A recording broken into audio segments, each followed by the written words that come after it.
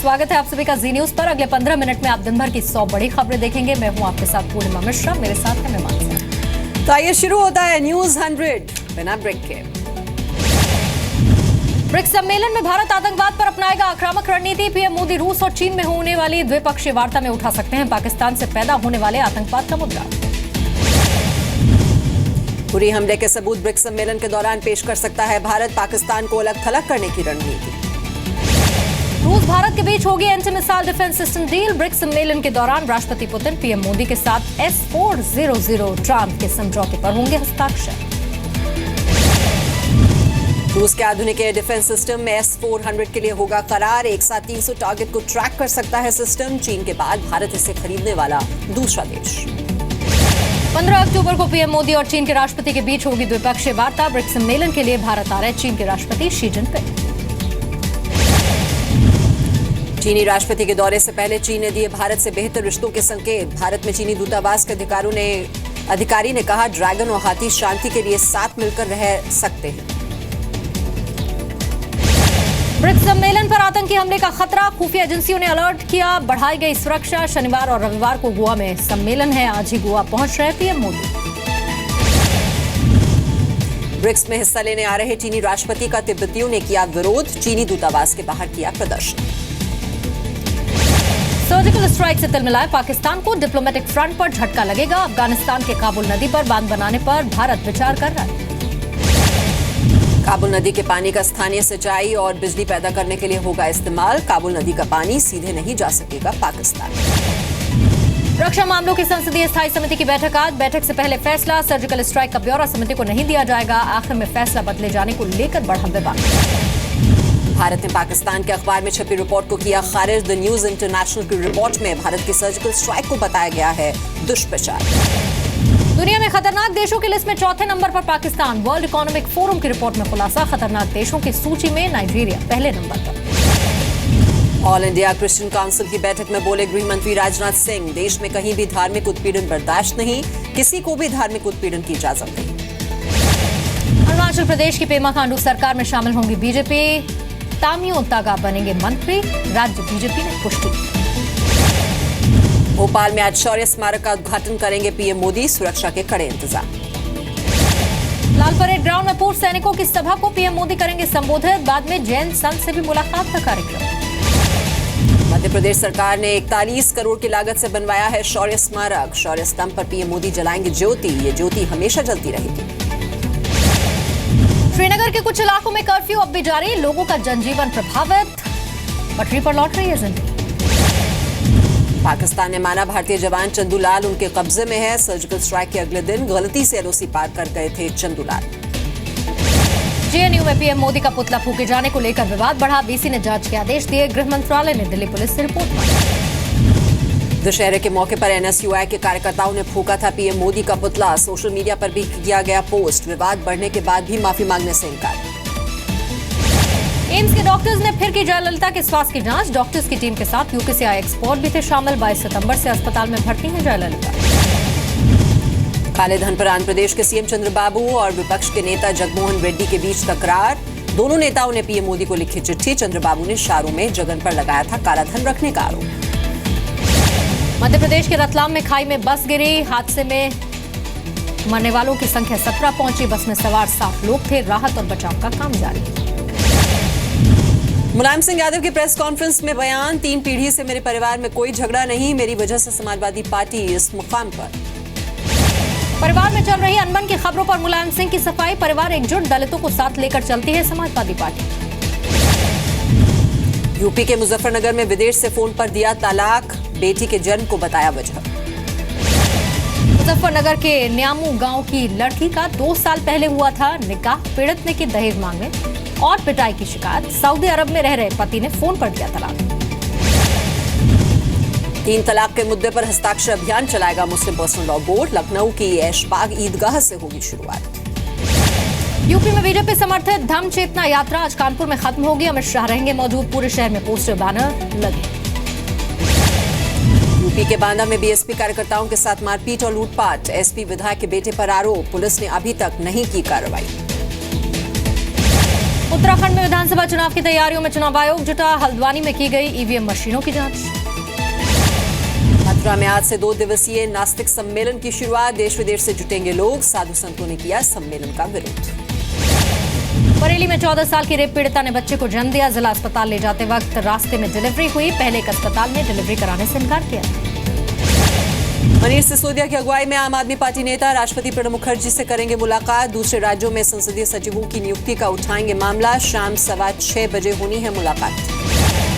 Anti corruption bureau के समन पर पेश हुए दिल्ली के डेप्यूटी सीएम मनीष सिसोदिया। दिल्ली महिला आयोग में कथित भर्ती घोटाले को लेकर पूछताछ चल रही है। दिल्ली महिला आयोग की अध्यक्ष स्वाति मालीवाल का बयान, कार्रवाई से डरकर काम नहीं करती मैं। दिल्ली में आम आदमी पार्टी के विधायक अमानतुल्लाह खान को नोटिस। एसीबी ने आज पूछताछ के लिए बुलाया। वक्फ बोर्ड में नियुक्ति में घोटाले का आरोप। दिल्ली में बढ़ते प्रदूषण को देखते हुए दिल्ली सरकार का फैसला, पटाखों के इस्तेमाल को कम करने के लिए सरकार चलाएगी जागरूकता अभियान। पंजाब में दिवाली से पहले बादल सरकार का बड़ा तोहफा। अस्थायी कर्मचारियों की नौकरी पक्की की। 3 साल से ज्यादा काम करने वाले कर्मचारियों को मिलेगा फायदा। यूपी के मुजफ्फरपुर में छात्र की पिटाई का मामला। स्कूल से 2 आरोपी छात्र 10 दिन के लिए सस्पेंड। छात्र की पिटाई का वीडियो हुआ था वायरल।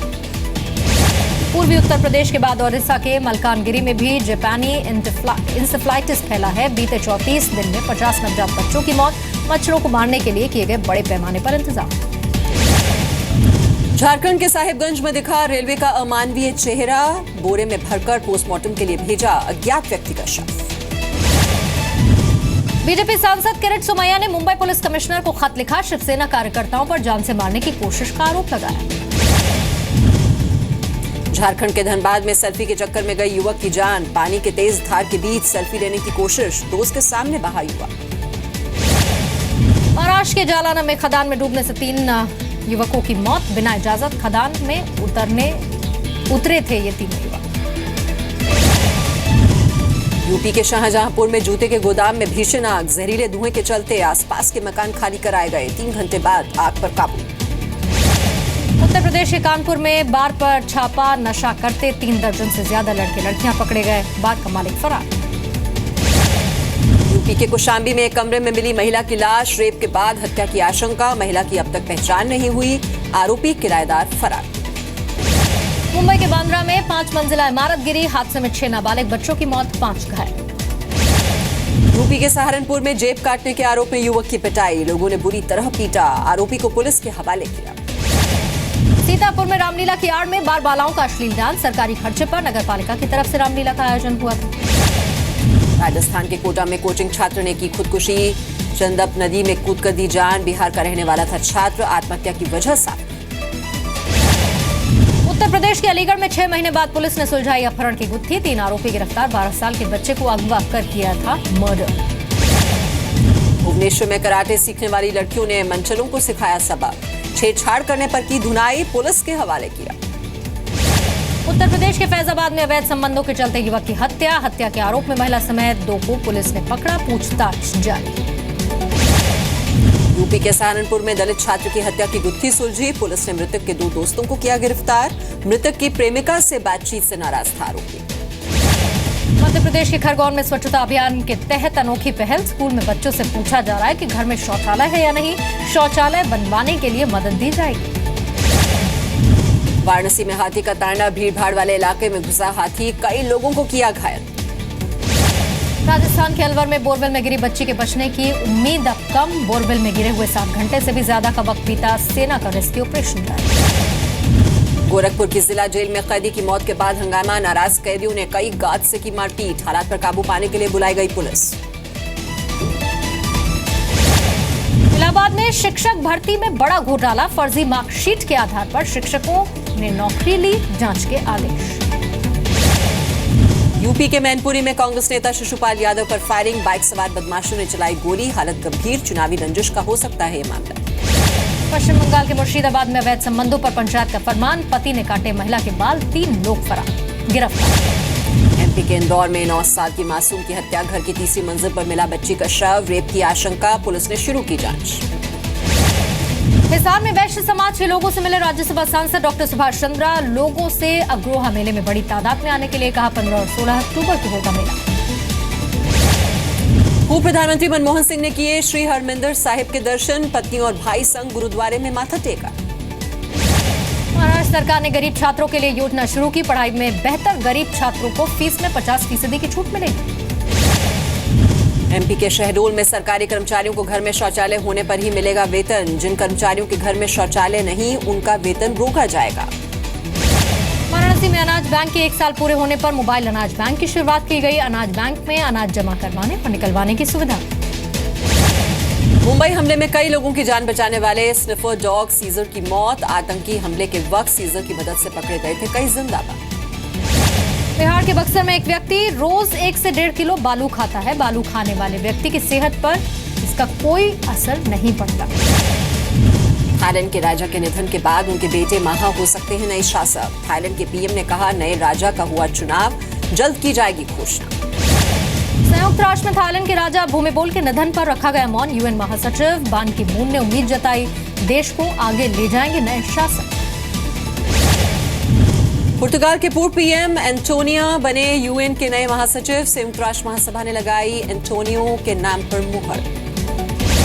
पत्रकार शीरिल पर कार्रवाई के बाद पाकिस्तान सरकार की सफाई, जांच में सहयोग के लिए पत्रकार को विदेश जाने से रोका। आतंकवाद के मुद्दे पर अमेरिका ने फिर लगाई पाकिस्तान को कड़ी फटकार। कहा, सीमा के पास के इलाकों में आतंकवादियों को आना बंद करे पाकिस्तान। अमेरिकी गीतकार बॉब डिलन को मिला साहित्य का नोबेल पुरस्कार। पहली बार किसी गीतकार को साहित्य का नोबेल दिया। सीरिया के अलेप्पो में बमबारी से पिछले एक हफ्ते में 150 से ज्यादा लोगों की मौत। अलेप्पो में सीरियाई सरकार की बमबारी जारी। जिनेवा एयरपोर्ट पर फ्लाइट में बम की खबर से हड़कंप। तलाशी के बाद नहीं मिला बम। बम की खबर देने वाला रूसी नागरिक गिरफ्तार। अमेरिका में राष्ट्रपति पद के लिए फ्रांस ने किया हिलेरी क्लिंटन का समर्थन। कनाडा दौरे के लिए फ्रांस के पीएम ने दिया बयान। दुश्मनों को चकमा देने के लिए रूसी सेना ने तैयार किए गुब्बारे नुमा हथियार। गुब्बारों को फाइटर प्लेन मिसाइल की शक्ल दी। जर्मनी में संदिग्ध आतंकी ने फांसी लगाकर खुदकुशी की। सीरिया के रहने वाले आरोपी को बम धमाके की साजिश में किया गया था गिरफ्तार। बाजार में शानदार रिकवरी। निफ्टी 8,600 के पार निकला। सेंसेक्स में भी करीब 100 अंक की तेजी। छोटे मझोले शेयर्स में भी अच्छी खबर। गूगल पिक्सल एक्सेल के लिए फ्लिपकार्ट ने शुरू की प्री बुकिंग। 24 अक्टूबर से शुरू होगी डिलीवरी। 13 महीने के निचले स्तर पर रिटेल महंगाई सितंबर में 4.3% पर पहुंचा। महंगी पड़ेगी स्मार्ट सिटी। स्मार्ट शहरों में रेवेन्यू के लिए सरकार ने तैयार किया मॉडल। वैल्यू कैप्चर्ड फाइनेंस के बारे में राज्य और स्मार्ट शहरों की लोकल बॉडीज को लिखी चिट्ठी। रिलीज हुई इरफान खान की Hollywood film inferno. Dan brown की नॉवल इन्फर्नो पर आधारित है ये फिल्म। बॉलीवुड ने फवाद खान से किया किनारा। फिल्म मेकर शाम बेनिगल ने फवाद को लेकर फिल्म बनाने की खबर का खंडन किया। फेसबुक पर लॉन्च होगा विद्या बालन की फिल्म कहानी 2 का ट्रेलर। फेसबुक से जुड़ी विद्या बालन निर्माताओं ने फेसबुक के साथ कॉन्ट्रैक्ट किया। जी टीवी के शो यारों की बारात के दूसरे एपिसोड के गेस्ट बनेंगे real life friends. Yuvraj Singh और हरभजन सिंह होंगे इसमें शामिल। शनिवार रात 8 बजे दिखाया जाएगा ये शो। करण जौहर के चैट शो का हिस्सा बनेंगे सुपरस्टार अक्षय कुमार। उनकी पत्नी ट्विंकल खन्ना करण के शो पर पहली बार आएंगे ट्विंकल। सोनाक्षी सिन्हा के पहनावे पर सोनम कपूर का कमेंट। कहा, सोनाक्षी को हायर करना चाहिए नया स्टाइलिस्ट।